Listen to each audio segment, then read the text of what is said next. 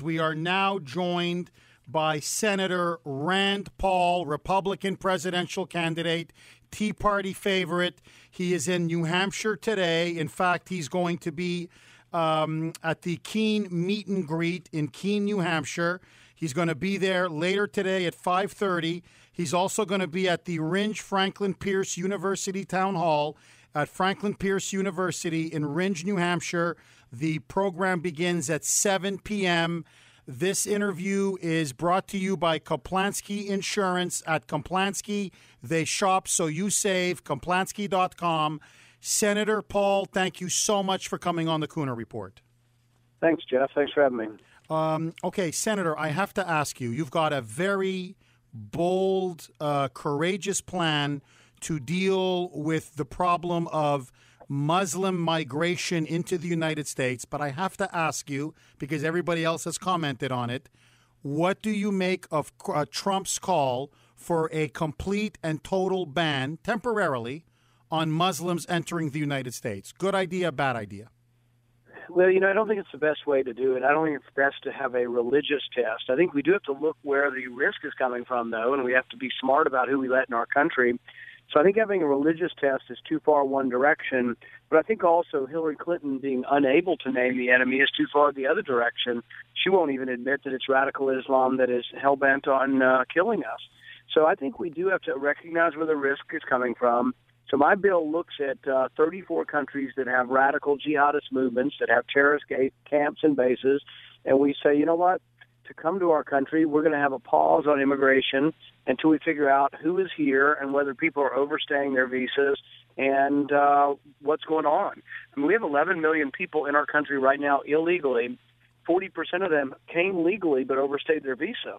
But nobody seems to care, so nobody seems to know who they are or where they are. Nobody seems to be intent on having them adhere to the law. You look all the way back to 9/11. All 19 hijackers came here with a visa. 2 of them came as students, posing as students, but weren't students. A couple of them came as visitors, but really weren't visiting. And a couple of them were actually on the CIA watch list and lived with an FBI informant, and we still did nothing. So I still don't believe that we are policing who comes to visit us very well. So I would put immigration on a pause until it's fixed. And these 33, 34 countries, as you've laid out in your bill, these are mostly Muslim-majority countries, correct? Most of them are. There's a few like North Korea that are also just enemies. There's a few that are mixed Christian and Muslim like Nigeria. But they are all countries that do have radical Islamist movements. But we just make the definition on geography, not religion. We don't ignore the fact of where the enemy is coming from, but we don't make the criteria specifically a religious criteria. But I think we do have to do something about it. And we spend hundreds of billions of dollars on the war on terror, and we're doing nothing to protect our border. And it's been my big argument with Marco Rubio is that you can't be for a strong national defense if you're not for defending the border.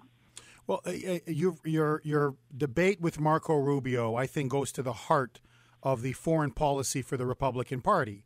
And you have been, I think, rightly and courageously arguing that on foreign policy, Rubio and Hillary Clinton are basically the same. Now, according to you, Rubio supported the war in Libya. Do you think Rubio bears some responsibility for what happened in Libya now that we know the Islamist hellhole it's become? Well, Libya's become a failed state. A third of Libya pledges allegiance to ISIS. So, yeah, people like Hillary Clinton and Marco Rubio that advocated for toppling Gaddafi, they bear some responsibility to the mess that got left behind. And it's also, we ought to at least learn from our history. Toppling Saddam Hussein led to the chaos that's still in Iraq.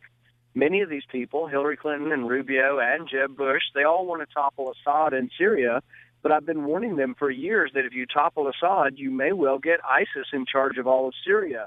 And even pushing Assad back by arming the allies of ISIS and the allies of al-Qaeda, I think has had some untoward, conclusions that really are a bad thing for us to have so much space over there that ISIS has been able to fill. Senator Paul, the establishment now, there's a story in the Washington Post, is actually contemplating a brokered convention They're talking about Donald Trump, but it could be Ted Cruz. It could be Ben Carson. Frankly, it could be you. You're known as an insurgent. You're known as an outsider. You're known as a Tea Party conservative. Do you think the establishment has the right to, pardon the pun, trump the will of the American people if a non-establishment Republican, someone like you or Cruz or whoever, ends up getting the nomination? If the establishment tries to block an outsider from winning the nomination, there'll be war within the party and they'll destroy the party. But the establishment needs to realize that Republicans across the country are unhappy. They're unhappy with the Washington leaders who are not exercising the power of the purse. They're unhappy with Washington leaders not standing up to President Obama, and they're sick and tired of all of it. So if they see their will thwarted through the primary process, I think you're going to find that there'll be a war declared, but it'll be a war that the establishment has decided to declare on the grassroots, and it's going to be a real problem. Senator, I know you're up against it, but I've got to ask you one more question because you have been almost incredibly principled on the forefront of your party in really going after Hillary Clinton. You've been completely unafraid. I believe this may be her biggest lie. Of all of her lies, this may be the biggest one, which is she is now insisting that on September 14th, 3 days after the Benghazi terrorist attacks, that she did not tell the victims, the family members of the Benghazi victims, that it was all due to an anti-Muslim video. Even though the father of Ty Wood says that's what she told him. Sean Smith's mother says that's exactly what he told her. Glenn Doherty's sister says that's exactly what she told her, that she was blaming the anti-Muslim video. In fact, even at the ceremony, she blamed the video in her speech saying, quote, "We've seen rage and violence directed at American embassies over an awful internet video that we had nothing to do with." Here is what she told George Stephanopoulos when asked point blank, did you tell the family members of the victims that it was all due to an anti-Muslim video, even though your emails show to your own daughter, Chelsea, to the Prime Minister of Egypt, you said it was a terrorist attack? Roll it, Chris. Did you tell them it was out the film, and what's your response? No. I understand the continuing grief at the loss that parents experienced with the loss of these 4 brave Americans. And I did testify, as you know, for 11 hours. Okay, she goes on and on and on. I don't want to, but no, she's lying. Either the family members are lying or she's lying. Senator Paul, is she lying, and is this her biggest lie? Well, Jeff, you act surprised to find a Clinton that might not be telling the truth.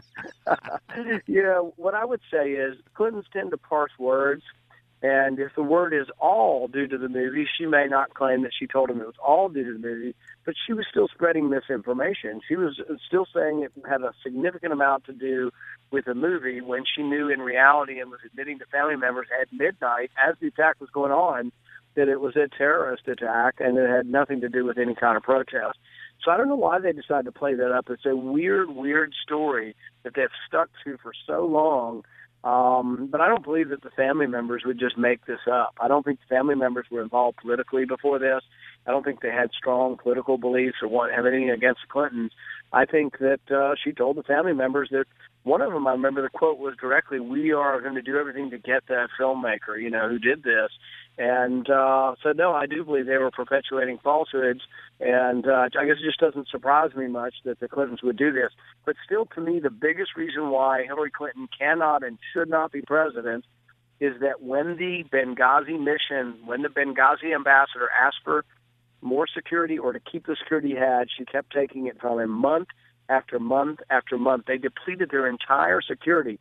Over 20 Special Forces people were taken out of Benghazi, and they were left being defended by a bunch of jihadist militiamen who were filming them, running away, and mostly of no value. Senator, I know you really have to go, but I've got to ask you this because it really leads now to this question. With her utter incompetence and reckless behavior as Secretary of State, and you cite Benghazi accurately, with now the lies, the scandals piling up, is she unfit, morally unfit, to be the next president of the United States? I think when you look at who you want to be commander-in-chief, it needs to be somebody who will defend the troops and defend our missions wherever they are. And I think this very, very specifically should preclude her from ever being commander-in-chief. And I think if people can get beyond the over-talk about the spin and all the movie and stuff and just isolate in on whether or not Hillary Clinton provided adequate security to people who were in need for whom she was in charge of their defense, I think without question, I think the vast majority of Americans are going to say she didn't provide adequate security and we can't trust her to be in charge of our troops. Senator, does this email that has now come out, whereby the Pentagon admits they were ready to roll on the night of Benghazi, they were ready to move, and obviously the order came down to stand down, is this the smoking gun email that you or others could use against her in a general election? Maybe. I just finished reading the book 13 about the attacks, and it is amazing how long this goes on. It's going on all night. Our soldiers or our special operators are finally killed, at dawn the next morning, just as the rescue team's showing up. But it went on and on and on. You could have flown from Germany and gotten there by the time they left that morning. And even when they're finally pulling out, this is the degree of incompetence. There was still only one plane, and it was not big enough to put everybody on. So these guys are exhausted. They've been in a firefight for over 12 hours, 14 hours of a firefight, on and off, have not slept all night, have been carrying their weapons, trying to hurry from the annex, from the ambassador's residence to the annex. And then the plane's not big enough to take them back. The people who have been fighting all night were then left to defend the airport, waiting for another plane to come. Hillary Clinton turned down a plane for them. In the spring of that year, they asked for a plane so they could fly about the country without having to beg for a plane. Hillary Clinton turned down a plane for them in the spring. There is no question that there is no way in the world she should ever be commander-in-chief. But I think we've made a mistake talking too much about the spin in the video, because now the public perceives this as a political battle, when in reality this is a testimony to the fact that she does not have the skills and the wisdom to be commander-in-chief. We have been talking with Republican presidential candidate Senator Rand Paul. He is in New Hampshire today and tomorrow. You can meet him in Keene, New Hampshire at Keene Meet and Greet Athens Pizza. It starts at 5:30. Franklin Pierce University, University Town Hall. That begins at 7 p.m. Senator, best of luck to you. Thanks, Jeff. Thanks.